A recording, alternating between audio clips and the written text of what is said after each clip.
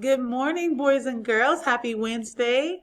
I want to share with you guys some of the reasons why I love reading and why I love books. Books and stories are extremely entertaining. There's pretty much a book for any and everything that goes on in the world. Books are also great because you can make a connection to the characters and the stories. So some of the books that I like to share with my classes are the book Sisters. It's about a little girl who was excited to become a big sister, but she was taken aback by the responsibilities that came along with it. The book Last Kids on Earth is very futuristic, very fun.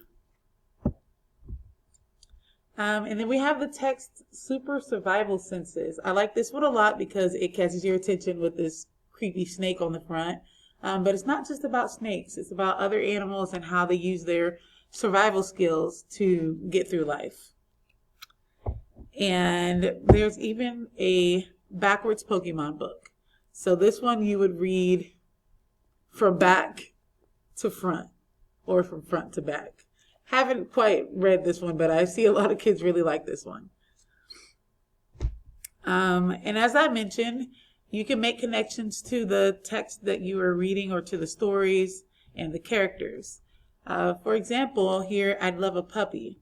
I know that a lot of you guys probably have a dog, a cat, or some sort of animal at home that you can make a connection to in how this person in this text really enjoys taking care of their pets.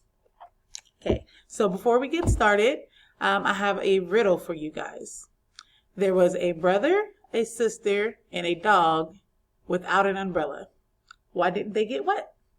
Let me know in the next slide.